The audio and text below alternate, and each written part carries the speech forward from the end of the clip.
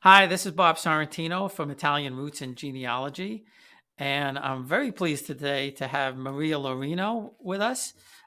She's written several books about Italians and Italian Americans. She's also a professor at NYU. So, welcome, Maria. Thanks for being here. Oh, thanks for having me. So, I definitely want to talk about the books. But before we do that, I'd like to talk a little bit about your family and where your family is from and research that you've done. Well, actually, my family and my research are both attached to my books because the first time I really did I went to southern Italy and tried to find my family was when I was writing my first book. When you were you always in Italian, and I realized that if I wanted to write a book on Italian American identity and what it meant to be, in my case, a third generation Italian, that is my grandparents, which I call first generation, the first generation immigrants who came here in the early part of the 20th century. So anyway, yeah, I started to do some research really through relatives. Who is around in the towns? I knew that my mother's side was from a town called Conza della Campagna in Avellino, the province of Avellino, and that my father's side was from the town of Picerno in Basilicata. And so I went there with my husband and made this first trip. My main success was in Conza because we still had relatives living there. And I traveled to Picerno, but I'm the youngest born in my family. So my parents were considerably, and they're the youngest of their family. So my parents were considerably older when I was born. My dad was 44. So his family, there were very few people, there were no Laurinos left that had any connection to us, unfortunately. But my mother's side, she still had some first cousins in Conza. So I spent some time there. I spent a week there, and it was just a wonderful experience of living in this town had been destroyed in the 1980 earthquake. And the government, because European governments do things differently than American governments do, actually rebuilt homes and paid for them for all the homes that were destroyed. And so my cousins were living in really lovely new homes that they built themselves, many of them, because many Italians are very good with construction and working with the hands, but had been financed by the government. So after some being homeless, some living in, piled up with relatives, they actually had a decent place to live. And that was kind of wonderful to see and experience. Well, that's pretty cool. Yeah, we did our first trip. I was living in the UK when I was working for Chase for a couple of years. So we did our first trip 25 years ago almost. And we did Rome, of course. You have to go to Rome.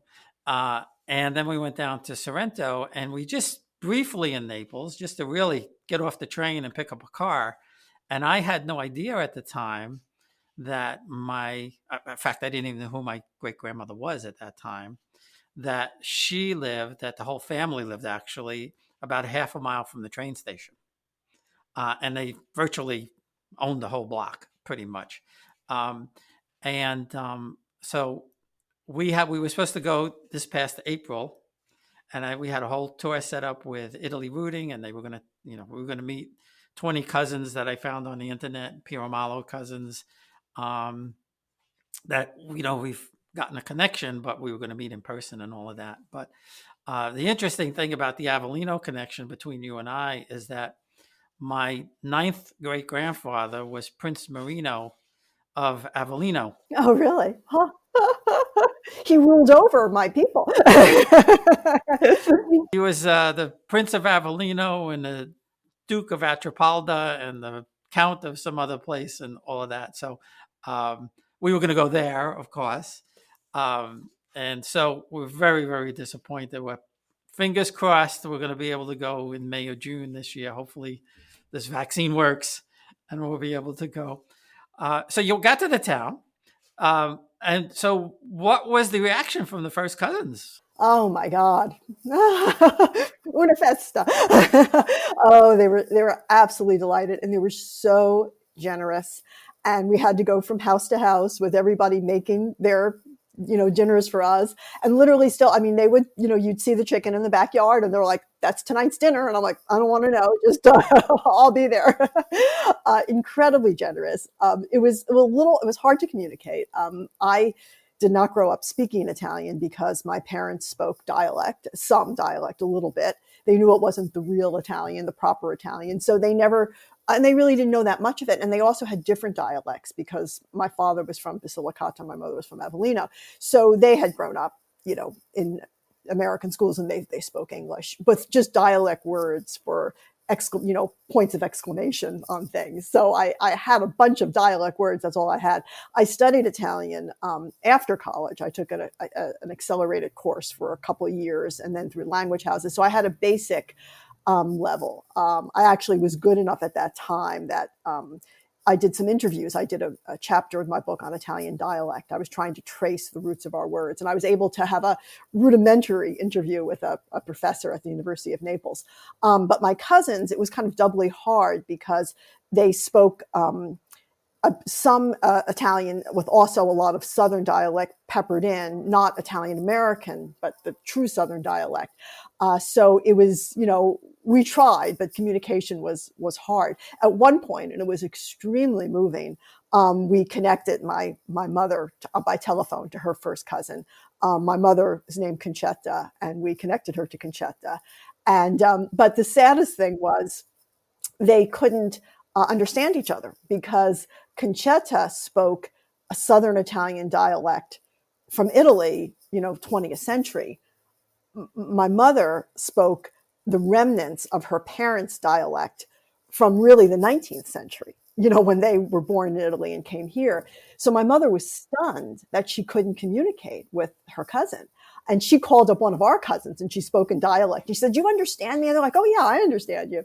So that's what got me actually writing about dialect. I wrote a chapter on that, on what we speak as Italian Americans and how that's changed over the years and become part of the American tongue. Another thing that I found really interesting was how, so deeply tied in tradition Italians are, especially when it comes to naming. That you often name your child after the grandfather. And so there was a parallel world of my grandfather Natale, who came to the United States, his brother Antonio, who my grandfather tried to bring over, but he didn't want to leave, and their children. Antonio had 6 children, Natale had 4, but 4 of those children had the exact same names. So there was my mother, always called herself Connie, but Concetta, my Aunt Natalie, there was Natalia, my Uncle George, there was Cousin Gerardo, there was another Michele. My Uncle Mickey had died before when I was very young, so I didn't know him, but there was Michele there. So it was just fascinating to see these two kind of parallel lives. It's particularly because Italian Americans really did stay in their enclaves for a long time when they were in the United States and preserved a very, very Italian world. And it was fascinating. It was really one of the greatest experiences I've had was traveling to Southern Italy and spending time with the cousins. We'll be right back. Experience Italy like never before, traveling with a scheduled group or create your own bespoke tour with friends with philitaly.com. Pack your bags and follow Phil. That's www.philitaly.co.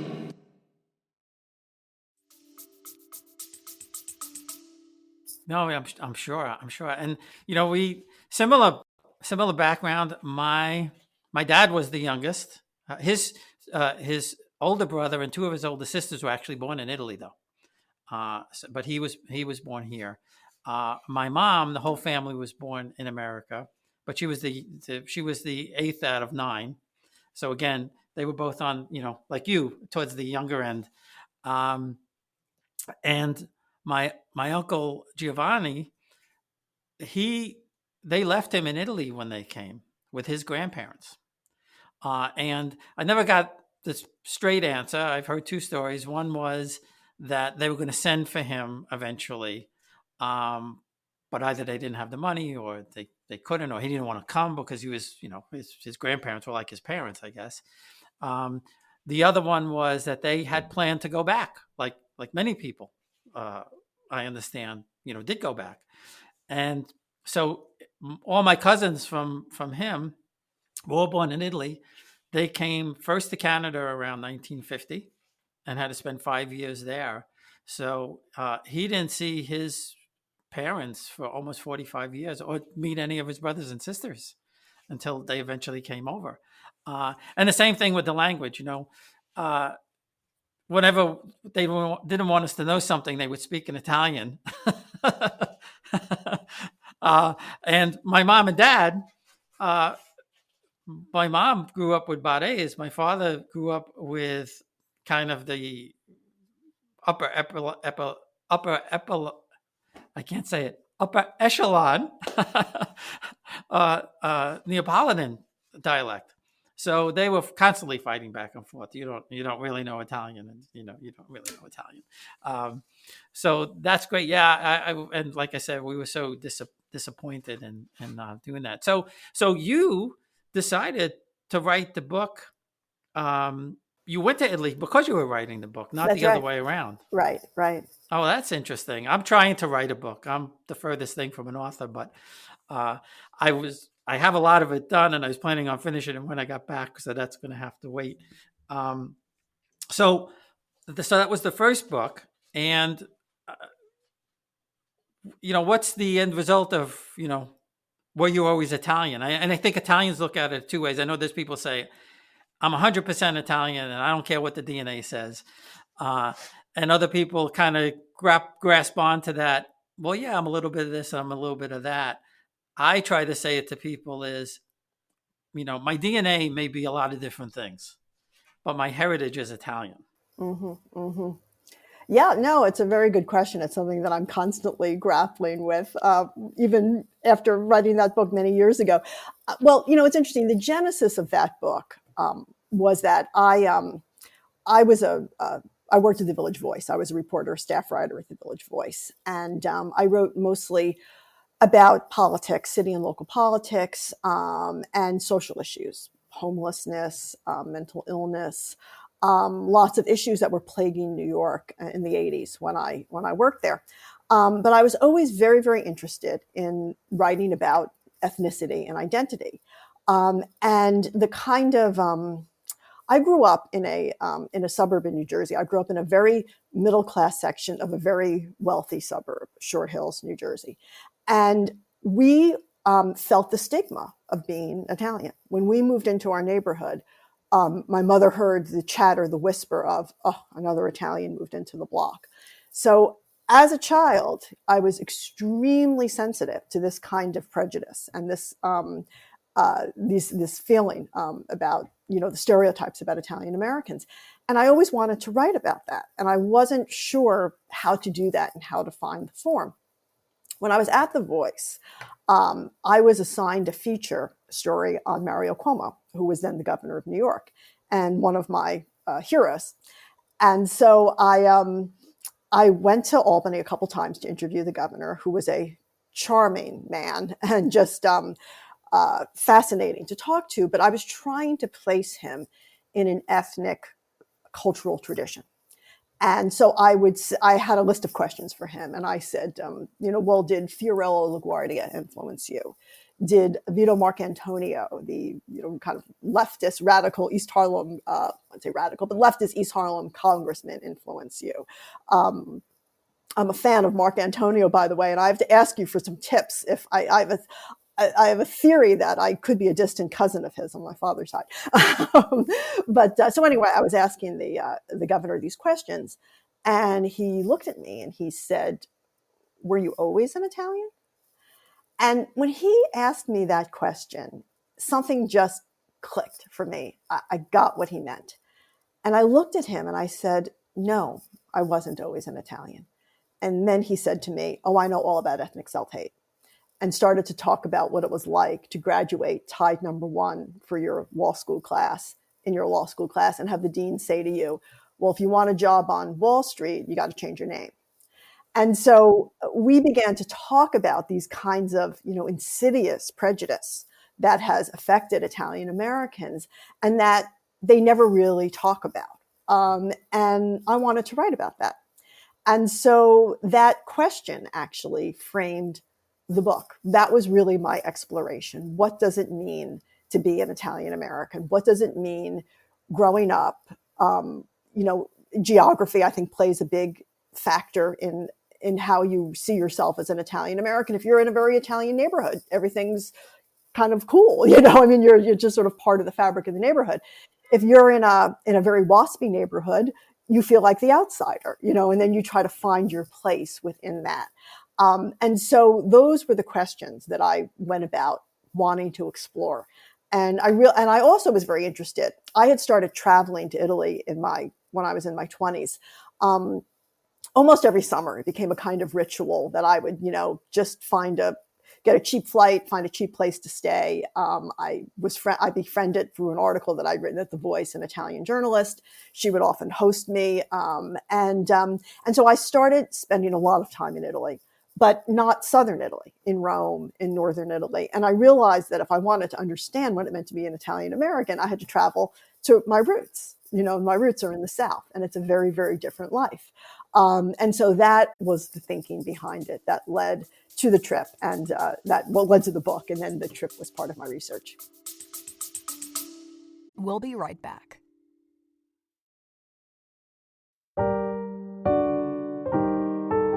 Lafayette, we are here. The French history podcast for the American public by a Frenchman. Learn all about France's fascinating history. Its great characters like Charlemagne, Joan of Arc, Louis XIV, or Napoleon, but also the great events that marked France, Europe, and sometimes the whole world. Lafayette, we're here. Available wherever you get your podcast or on LafayettePodcast.com. À bientôt.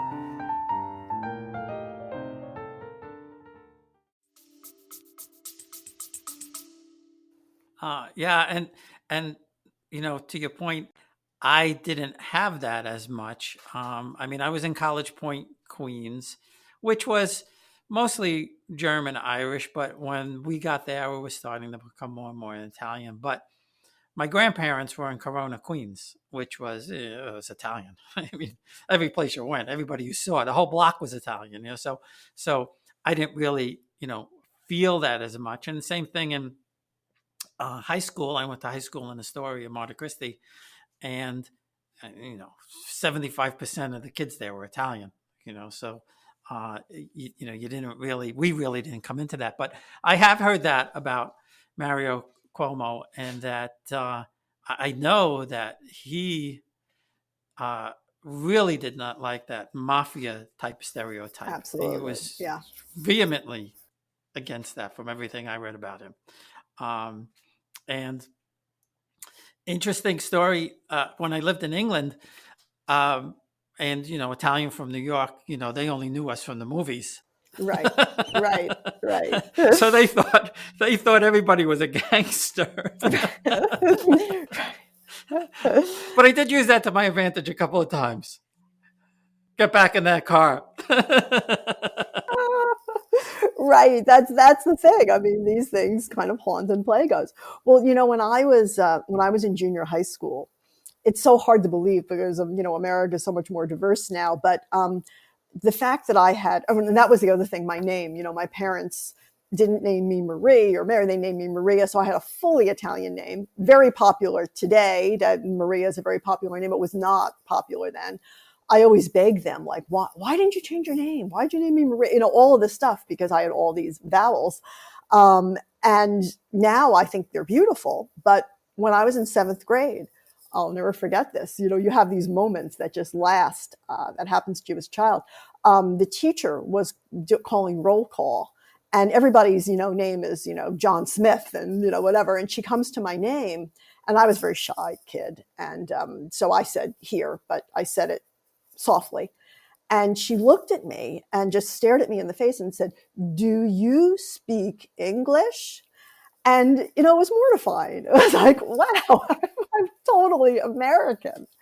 And everybody laughs, you know, the whole class is laughing hysterically. And that was kind of astounding, you know, that here I am, 3rd generation. I don't know any Italian. And I'm being asked in class, to my grave embarrassment and the laughter of the entire class, if I speak English. Well, my daughter is my children are adopted, so they're much. We were 44 when we adopted these kids. 40. I was. Marion was about 39, but our we named her Nicole Louise. My father was Nicholas. My grandparents didn't name him Nicola. They named him Nicholas, even though he's named after his grandfather. And we just like the word Nicole because it kind of went with Sorrentino. And Lewis, my wife's uncle was Lewis, and he had passed away, and he helped pay for a lot of the adoption bills. So she got that name. But she's like, "Why did you name me that?" Now she's okay. She goes by Nikki, so it's okay. But how did you gave me an old lady's name, Nicole Louise? But my brother, my grandfather was Ubaldo. There's no translation even. And my cousin, he's the second son, but he's Ubaldo Di Maria. He eventually named his name to Joe. By the way, he was a photographer for the Post, the New York Post. He changed his name, but my grandfather was very upset with my parents that they didn't name my brother Ubaldo, because he would have. And my mother said, "Well, you have Ubaldo, and he said, "No, it's not Sorrentino." And my mother said, "I love you dearly, but I can't name my son Ubaldo in America." So he became John. No, it's hard. It's a culture that clings strongly to its traditions, and then you have this break, and how you manage that. Yeah, and I just read a book and doing a little thing on it.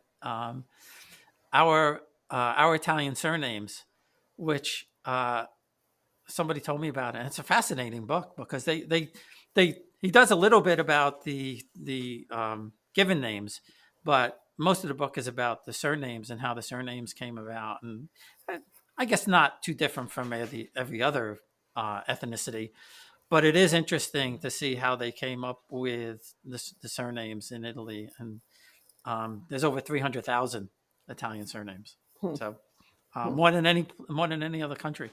Really? Huh, Yeah. Well, I guess Italians, they didn't want everybody to be the same. Who knows? So that's fascinating. Now, so I know you did a book where you interviewed a variety of Italian Americans from all walks of life.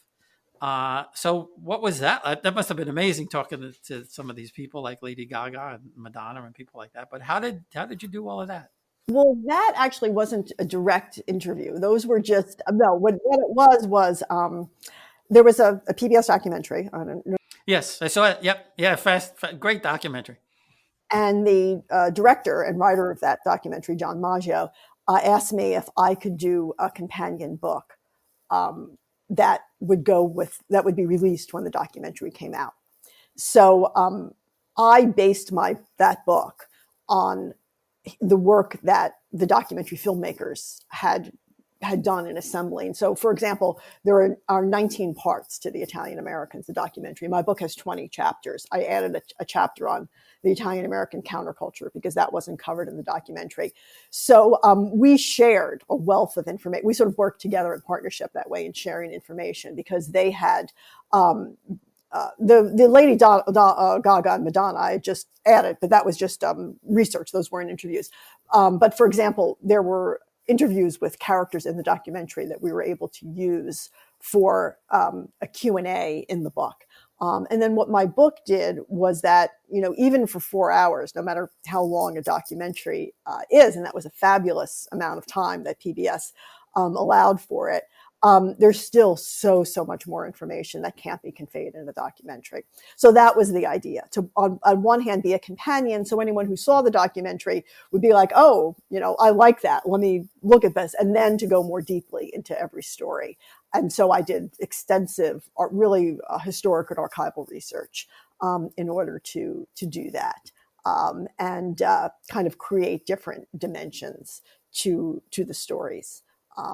So, for example, there's a wonderful story that begins the documentary of the Italian Americans on Roseto, Pennsylvania, and how people in Roseto lived longer than other communities around them.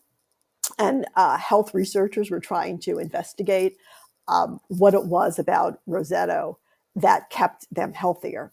And they discovered that it wasn't particularly genetic, because Italians from most of them came from the town Roseto in Italy. When they had gone to other parts of the country, they had the same health rates as everyone else. And it wasn't geographic, because people in the neighboring communities got much sicker. And what they came to understand was that it was community, and it was the community of Roseto that kept the Italian Americans healthier, because they all helped each other, and they all felt that they could rely on each other. They didn't have to worry about being alone.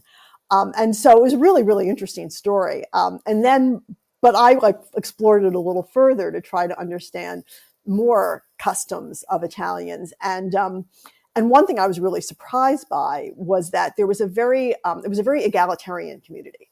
Like everybody had very modest homes. There were people who were wealthy in Roseto did not have huge homes.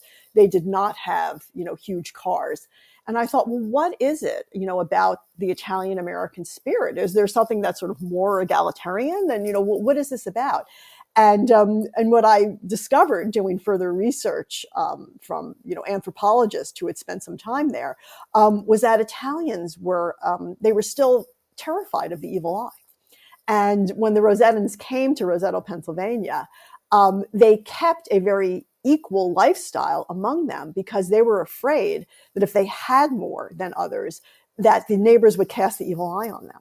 And they were still doing potions back then of, whatever it is you throw over your shoulder and whatever to cast off the evil eye. And it was just a fascinating look at, wow, this is how a community functions. And these are the things that we carry with us, from the Southern Italy to America. Why was it they all lived in such kind of harmony compared to other places? Well, it was both because of that very, very strong sense of community. And it was a little bit of that, mysticism and fear and fatalism that kept them, not wanting to have too much, that people would then be jealous of them, and then their lives would be ruined. So that was the kind of thing I did in the book, and just kind of elaborating the work that the really terrific writers and producers of the documentary had done for their PBS version. Yeah, and that really was a great documentary for anybody listening who hasn't seen it. I would highly recommend it, because it really gives you some deep insight into it. My dad, being a photographer for the Daily News, I mean, he obviously ran into a lot of Italian Americans on both sides of the spectrum. I mean, he,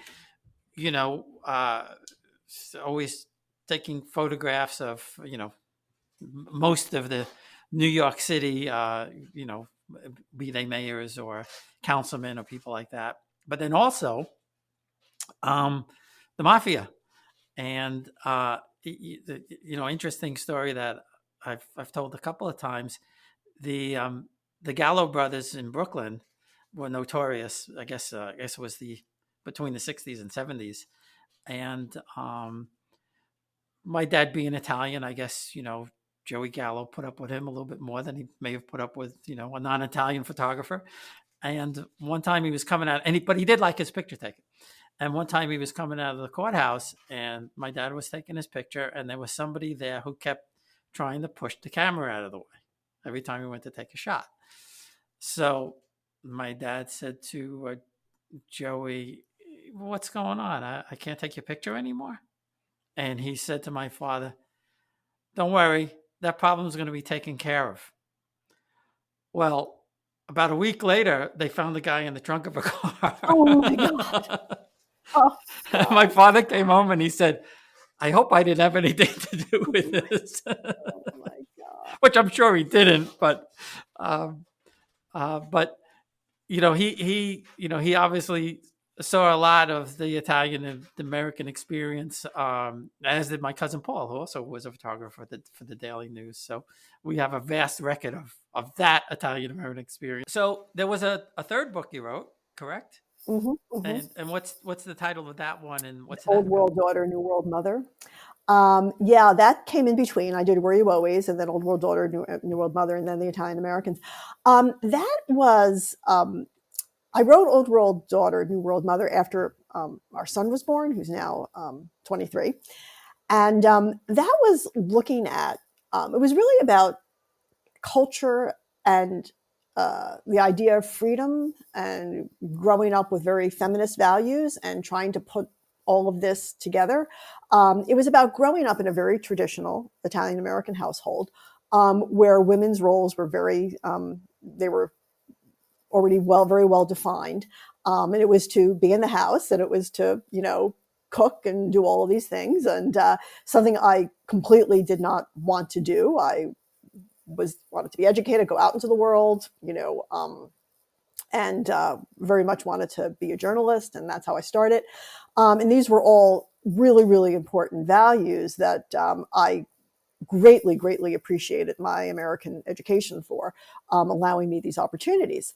And then after I had a child, I realized how difficult it was to do both things, and how we didn't really have a culture that valued nurturing.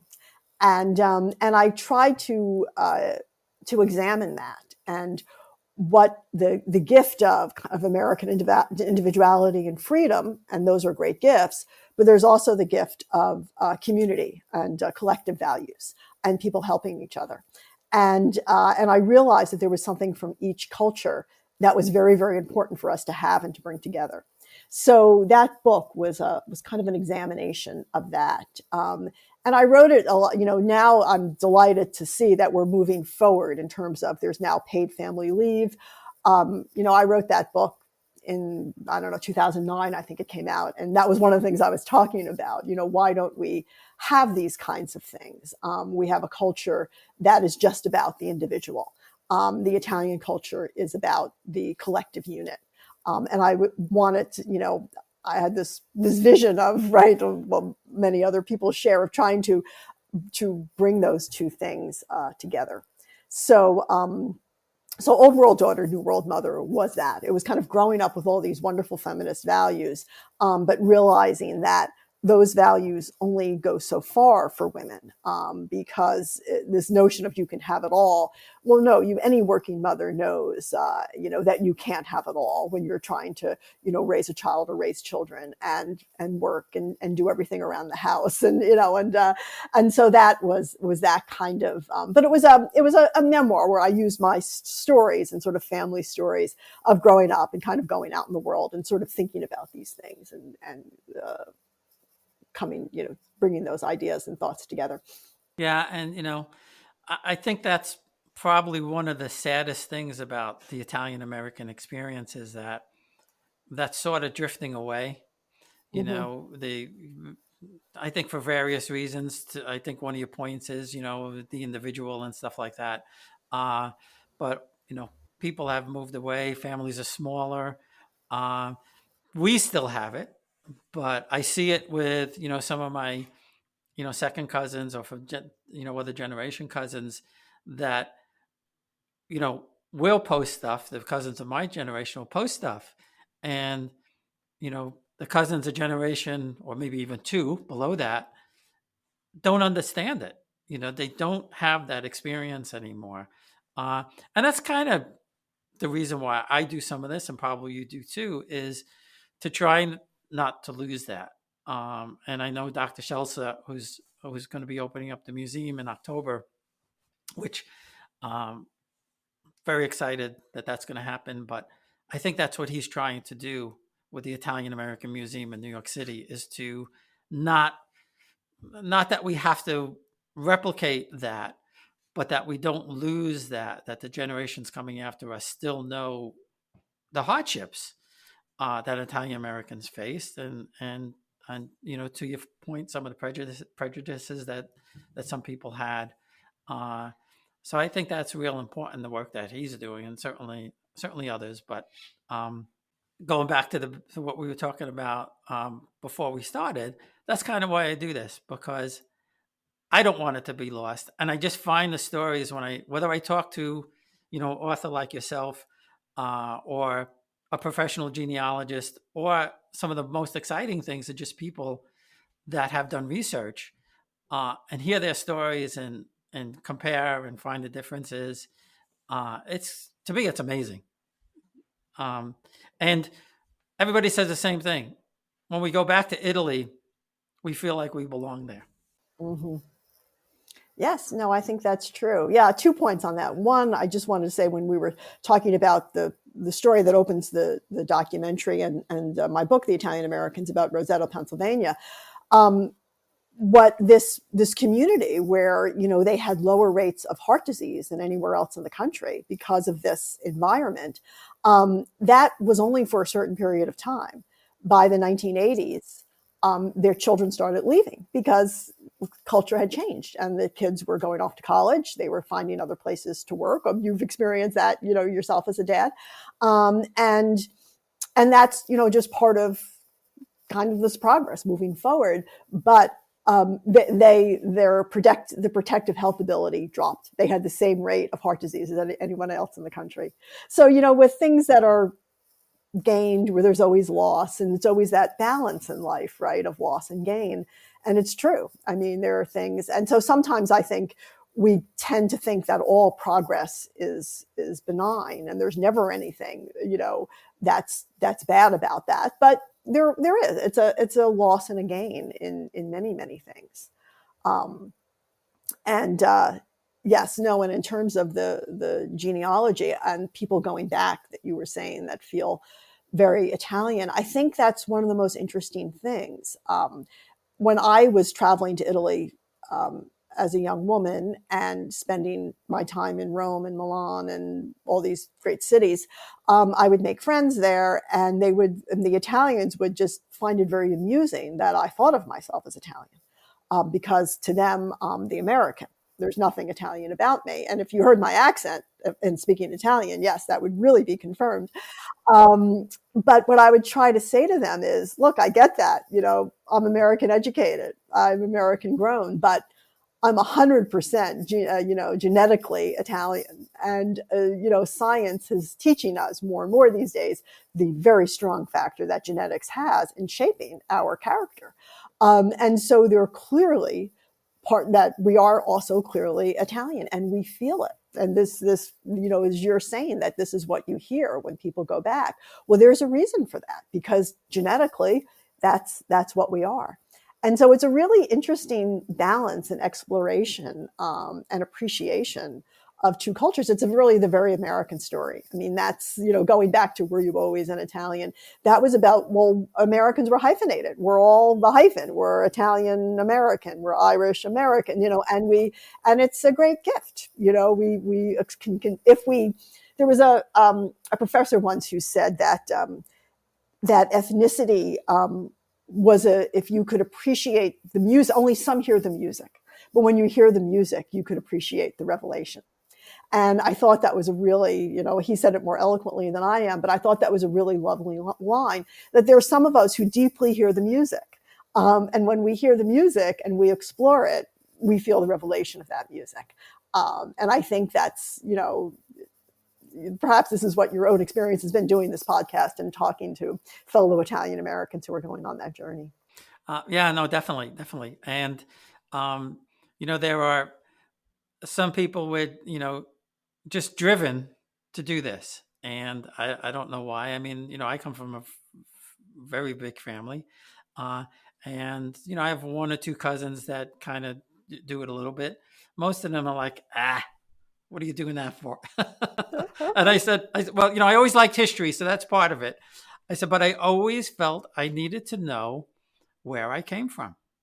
And I don't know why. It's just instilled in me for some strange reason that I don't understand. But anyway, this has been fascinating. I really appreciate you taking the time. And I love hearing these stories. And just to close, where can people find your books? Amazon. That's the easiest way. And I'll put the links out there so people can find them. Well, thanks again. Oh, thank you. I appreciate it. It was a lot of fun.